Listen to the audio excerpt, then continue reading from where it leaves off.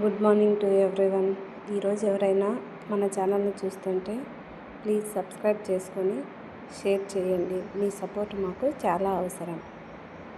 ఈరోజు మనము టాపిక్ వచ్చేసి ప్రాథమిక ఆహార సమూహాలు.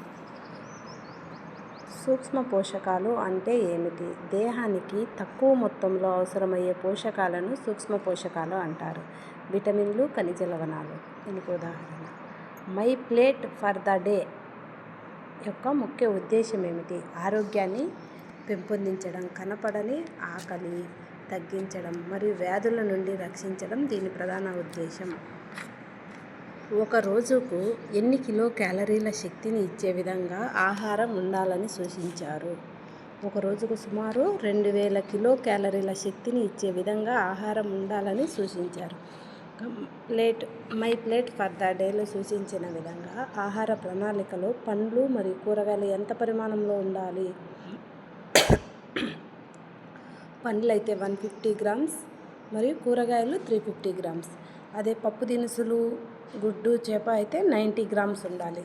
గింజలు, విత్తనాలు అయితే 20 గ్రామ్స్ ఉండాలి. పాలు, పెరుగు 300 grams.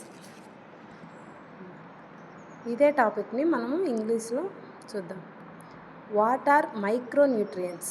Nutrients required by the body is small quantities are called micronutrients. Examples include vitamins and minerals. What is the main objective of my plate for the day?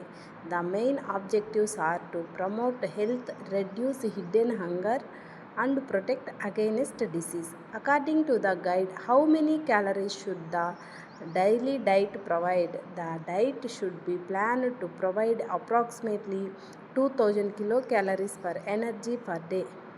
Question number 4.